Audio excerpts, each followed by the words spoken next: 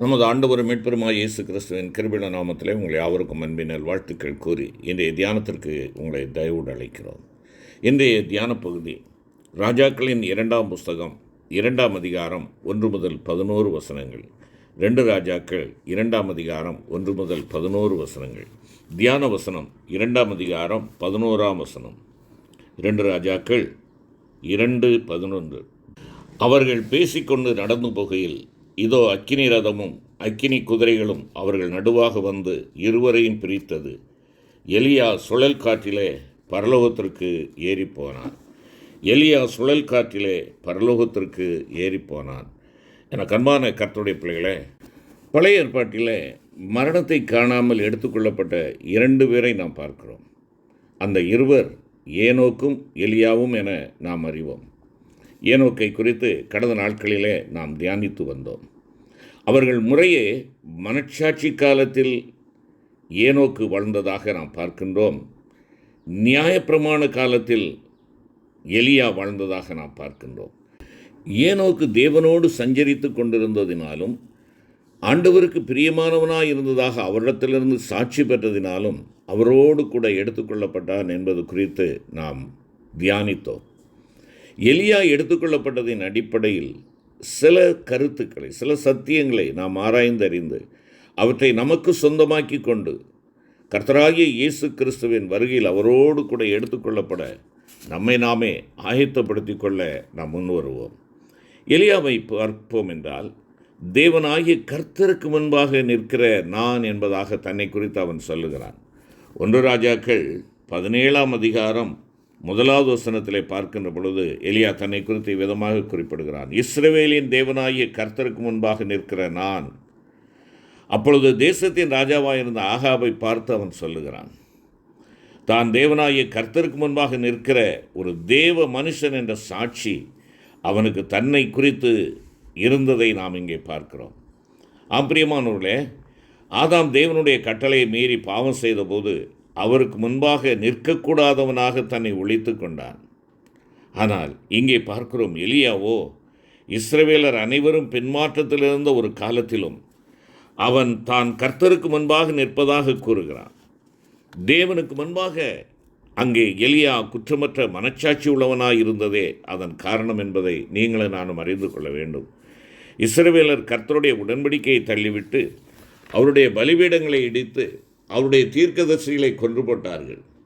கர்த்தருடைய கட்டளை விட்டு பாகால்களை பின்பற்ற ஆரம்பித்தார்கள்.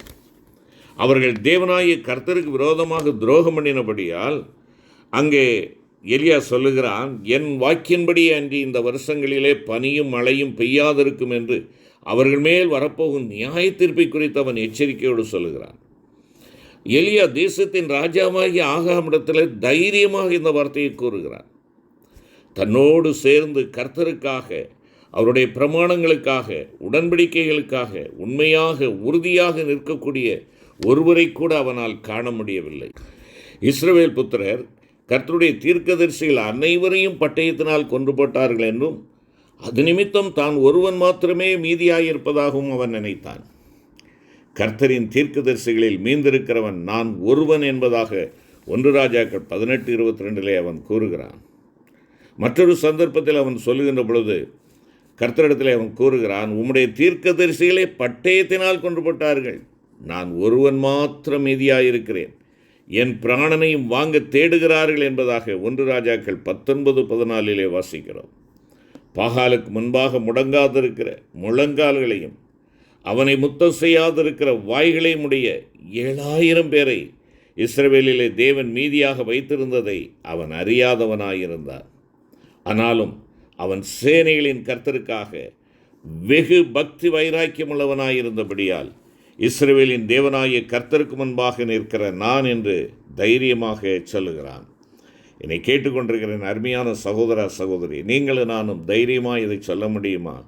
இஸ்ரவேலின் தேவனாகிய கர்த்தருக்கு முன்பாக நிற்கிறேன், நான் தேவனுடைய முன்பாக நிற்கிறேன். இஸ்ரவேலின் தேவன், அழைக்கப்பட்ட கூட்டத்தாருடைய தேவன், விடுவிக்கப்பட்ட கூட்டத்தினுடைய தேவன், மீட்கப்பட்ட கூட்டத்தினுடைய தேவன், மாற்றமுள்ள ஒரு வாழ்க்கையை கொண்டிருக்கிறவருடைய தேவன், இஸ்ரவேலின் தேவனாகிய கர்த்தர். அவருக்கு முன்பாக நிற்கிற நான் இன்று நீங்கள் நானும் யாருக்கு முன்பாக நின்று கொண்டிருக்கிறோம்? நானும் யாருக்கு முன்பாக நின்று கொண்டிருக்கிறோம்? நம்முடைய காரியங்களை, நம்முடைய கடமைகளை, தேவன் நம்ம அழைத்திருக்கிற அழைப்பை உண்மையாய் செய்வோம் என்றால் நீசர்களுக்கு முன்பாக அல்ல, ராஜாக்களுக்கு முன்பாக நிற்க வைக்கின்ற கிருபையை கொடுக்கிற தேவன் நம்முடைய தேவன். ராஜாக்களுக்கு முன்பாக நிற்க வேண்டும் என்றால் நீ முதலாவது ராஜாதி ராஜாவாகிய தேவனுக்கு முன்பாக நீ நிற்கிறாயா? உன் ஆண்டவருக்கு முன்பாக தைரியமாய் நீ நிற்க முடிகிறதா? அவர் விரும்புகிற பிரியமுள்ள வாழ்க்கை உன் வாழ்க்கையிலே காணப்படுகிறதா? என்னை விட்டு அகன்று போங்கள் என்று சொல்லக்கூடிய வார்த்தை உன்னையும் என்னையும் குறித்து சொல்லப்படும் என்றால் எவ்வளவு வேதனை! அருமையான கர்த்தருடைய பிள்ளையே, இன்று ஆண்டவருக்கு முன்பாக நிற்கக்கூடிய அந்த தைரியத்தை பெற்றவனாக நான் இருக்கிறேனா? நான் பாவம் கழுவப்பட்டேன், சுத்திகரிக்கப்பட்டேன், தூரமாயிருந்தேன், இப்பொழுது ஆண்டவருக்கு அருகிலே அவருக்கு முன்பாக நிற்கும் ஸ்லாக்கியத்தை பெற்றவனாக நான் இருக்கிறேன். சொல்லுவாயா?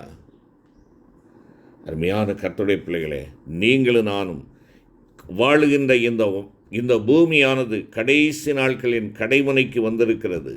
மறந்து போகக்கூடாது. கடைசி நாட்களின் கடைமுனைக்கு வந்திருக்கும் தேவ பிள்ளைகளாகிய நீயும் நானும் நம்மை பற்றி என்ன கூற முடியும்? கடைசி நாட்களில் மனுஷர்கள் தேவ பக்தியின் வேஷத்தை தரித்து அதன் பலனை மறுதலிக்கிறவர்களாக இருக்கிறார்கள் என்று நாம் வேதத்தில் பார்க்கிறோமே. மனுஷர்கள் தேவபக்தியின் வேஷத்தை தரித்து அதன் பலனை மறுதலிக்கிறவர்களாக இருப்பார்கள் என்று வாசிக்கிறோம் அல்லவா? 2 தீமோத்தேயு 3ஆம் அதிகாரம் 1 மற்றும் 5வது வசனத்தை வாசித்து பாருங்கள். அப்படிப்பட்ட அந்த மக்களுடைய கூட்டத்தின் மத்தியிலே கர்த்தருக்காக, அவருடைய சத்தியத்திற்காக, பரிசுத்தத்திற்காக அருமையான தேவ பிள்ளையே, நீ தனிமையாக நிற்க வேண்டிய சூழ்நிலை உனக்கு நேரிடும் என்றால் நீ வைராக்கியமாக நிற்பாயா? சற்று யோசித்து பார்ப்பாயா? தேவ பிள்ளையே, என் ஆண்டவருக்காக நான் வைராக்கியமாய் நிற்க முடியுமா? கர்த்தருக்காக, அவருடைய சத்தியத்திற்காக, பரிசுத்தத்திற்காக என் ஆண்டவருக்கு முன்பாக நான் தைரியமாய் நிற்பேனா? இல்லை என்றால் சூழ்நிலைகளுக்குள்ளாக பின்னப்பட்டு என்னை நானே அழித்து கொள்ளுகிறவனாய் இருக்கிறேனா? ஐயோ, நான் விரும்பி இதை செய்யவில்லை, சூழ்நிலை என்னை இப்படிப்பட்ட ஒரு இக்கட்டான நிலைக்கு என்னை தள்ளிவிட்டது என்று சொல்லுவாய் என்றால், அருமையான கர்த்தருடைய பிள்ளையே, உன்னுடைய தலைக்கு மேலாக காகங்கள் பறக்கலாம். தலைக்கு மேலாக காகங்கள் பறப்பதை தடுக்க முடியாது. ஆனால் தலையில் கூடு கட்டுவதை தவிர்க்கலாமே. நீ அப்பொழுது ஆண்டவருக்கு முன்பாக நீ நிற்க வேண்டும் என்றால் உன்னுடைய தலையில் சாத்தான் கூடு கட்டுவதற்கு இடம் கொடுக்காதே, தடுத்து விடு. அதோடு உன்னுடைய பாவமான காரியங்கள் உன்னை சூழ்ந்து வருகின்ற பொழுது அந்த இடத்தை விட்டு ஓடு. யோசேப்பு ஓடினான். என்னுடைய துணிமணிகள் போய்விட்டாலும் பரவாயில்லை, என் தேவனுக்கு விரோதமாக இவ்வளவு பெரிய பொல்லாப்பை நான் எப்படி செய்வேன்? ஓடுனான். ஏன்? நான் தேவனுக்கு முன்பாக நிற்க வேண்டியவன். நீ நானும் தேவனுக்கு முன்பாக நிற்க வேண்டும் என்பதற்காகத்தான் உனக்காக எனக்காக ஆக்கினையை ஆண்டவர் சுமந்தார். ஆக்கினையை சுமந்து தீர்த்தார். உனக்காக எனக்காக நீதியானார். அவர் யெகோவா சிட்கேனு, உனக்காக பலியான ஆண்டவர். உனக்கும் எனக்கு நீதி செய்வதற்காக தன்னை உன் சார்பிலே அவர் பலியாக ஒப்புக் கொடுத்தார். தேவ பிள்ளையே, தனிமையாக நிற்க வேண்டிய சூழ்நிலை உனக்கு நேரிடும் என்றால் நீ ஆண்டவருக்காக வைராக்கியமாக நிற்பாயா? உன்னுடைய பணியில் உன்னுடைய கரைபடாத கரங்களோடு நீ வாழ்ந்து கொண்டிருக்கிறாயா? உன்னுடைய ஊதியத்தில் மாத்திரம் நீ வாழ்ந்து கொண்டிருக்கிறாயா? இல்லை என்றால் தேவையில்லாத லஞ்ச லாவணியங்களிலே சிக்கிக்கொண்டு வேதனையை தரித்து கொண்டு இருக்கிறாயா? சற்று நீங்களும் நானும் யோசித்துவதற்கு அழைக்கப்படுகிறோம். கிறிஸ்துவுக்காக வாழும் வாழ்க்கை, சத்தியத்திற்காக வாழும் வாழ்க்கை சவால் நிறைந்த ஒரு வாழ்க்கை. ஒருவேளை பெரும்பான்மையினர் இதைத்தானே செய்கிறார்கள் என்று சொல்லி நீ நானும் அந்த கூட்டத்திலே சாய்வது மிக லேசான ஒரு காரியம். ஆனால் அருமையான கர்த்தருடைய பிள்ளை, நீ தெரிந்தெடுக்கப்படும், நீ விசேஷமானவன், நீ கிரயத்துக்கு கொள்ளப்பட்டவன். இந்த உலக சம்பந்தமான வேலைகளில் உலக மனுஷரோடு நாம் செயல்படும் போது தேவனுக்காக தனித்து நிற்க வேண்டிய சமயங்களில் நீ நானும் என்ன செய்கிறோம்? சூழ்நிலைகளை பாராமல் கர்த்தருக்காக, சத்தியத்திற்காக வைராக்கியமுள்ளவர்களாக நிற்கும்படி நாம் தீர்மானிப்பதிலே நடப்பதற்கு நம்மை ஒப்புக் கொடுப்போம். வெளிப்படுத்தல் 2ஆம் அதிகாரம் 13வது வசனத்தை பார்ப்போம் என்றால், உன் கிரியைகளையும் சாத்தானுடைய சிங்காசனம் இருக்கிற இடத்தில் நீ குடியிருக்கிறதையும் நீ என் நாமத்தை பற்றி கொண்டிருக்கிறதையும் சாத்தான் குடிகொண்டிருக்கிற இடத்திலே உங்களுக்குள்ளே எனக்கு உண்மையுள்ள சாட்சியான அந்திப்பா என்பவன் கொல்லப்பட்ட நாட்களிலும் என்னை பற்றும் விசுவாசத்தை நீ மறுதலியாமல் இருந்திருக்கிறதையும் அறிந்திருக்கிறேன். தேவன் பெர்கமு சபையாரை பற்றி சாட்சி கூறுகிறார். இங்கே ஆண்டவர் பெர்கமு சபையாரை பற்றி சாட்சி கூறியது போல, தேவ பிள்ளையே, உன்னை பற்றி அவர் சாட்சி பகரத்தக்க உத்தமராய் நீங்களும் நானும் அவருக்கு முன்பாக நிற்க நம்மை அர்ப்பணிப்போம். அக்கிரமம் மிகுதியாவதினால் அநேகருடைய அன்பு தணிந்து போம், முடிவு புரிந்த நிலை நிற்பவனே ரட்சிக்கப்படுவான் என்பதாக மத்தேயு 24:12-13 கூறுகிறதே.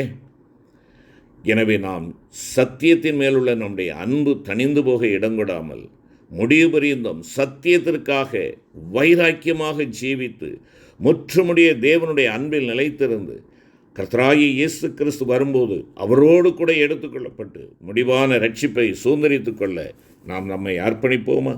செபிப்போம். எங்கள் அன்பின் ஆண்டவரே, நாங்கள் சத்தியத்தின் மேலுள்ள அன்பை ஒருபொழுதும் இழந்து விடாதபடி சத்தியத்தை நாடுகிறவர்களாக, சத்தியத்தின் வழியிலே நடக்கிறவர்களாக, எங்கள் தேவன் எங்களை அழைத்த அழைப்பிலே தேவன் எங்களை வழிநடத்துவார் என்று சொல்லி மன நிறைவோடும் திருப்தியோடு கூட காணப்பட்டு, ஆண்டவரே, சத்தியத்திற்கு விரோதமான காரியங்களில் நாங்கள் ஒருபொழுதும் ஈடுபட்டு விடாதபடி எங்களை தயவாய் பலப்படுத்தி பாதுகாத்து வழிநடத்தி எல்லாம் உம்முடைய கரங்களிலே அர்ப்பணிக்கிறோம். எங்களை வழிநடத்தும். மீட்பர் இயேசு கிறிஸ்து மூலம் வேண்டிக் கொள்கிறோம் நல்ல பிதாவே. ஆமென்.